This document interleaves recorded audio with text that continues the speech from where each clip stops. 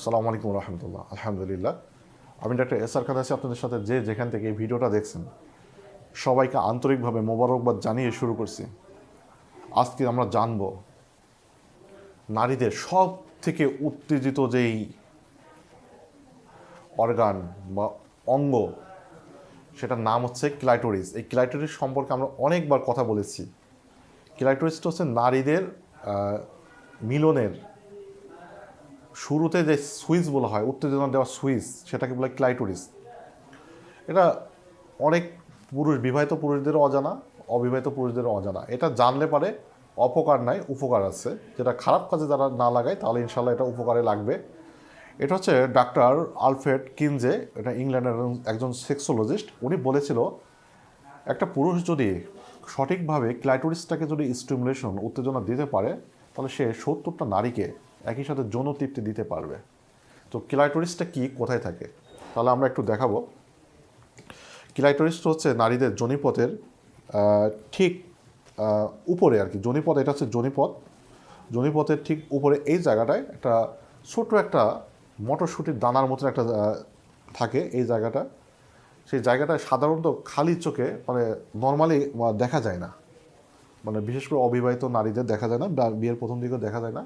বিয়ের পরবর্তীতে এটা একটু হালকা খালি চোখে দেখা যেতেও পারে, তবে সাধারণত এটা ভিতরে লুকায়িত থাকে, হিডেন থাকে। তাহলে এইটাকে ইংরেজিতে বলা হয় হোমোলোগাস অর্গান অফ পেনিস। পুরুষের লিঙ্গের সম আকৃতির, হোমোলোগাস মানে সম অর্গান, অঙ্গটা হোমোলোগাস অর্গান অফ পেনিস। এই জায়গাটা মূলত এটা হচ্ছে ক্লাইটোরিসটা হচ্ছে নারীদের এখানে অনেকগুলো স্নায়ুতন্ত্র, নার্ভাস সিস্টেমের যেই ইন্ডিংস, নার্ভ ইন্ডিংস, নার্ভের শেষ প্রান্ত, সুতার মতন যে প্রান্তগুলো থাকে, সেটার সব থেকে বেশি এখানে মিশে একাকার হয়ে গেছে। পুরুষের লিঙ্গে যখন স্পর্শ করা হয়, লাগাতারভাবে স্টিমুলেশন দেওয়া হয়, একটা অনুভূতি জাগে। তো নারীদের ক্লাইটোরিসে স্টিমুলেশন বা ঘর্ষণ, রাবিং, স্টিমুলেশন দিলে পুরুষের লিঙ্গের থেকে প্রায় 10 গুণ উত্তেজনাটা ছড়িয়ে পড়ে, যেটা হচ্ছে মিলনের তীব্রতাটাকে ত্বরান্বিত করে।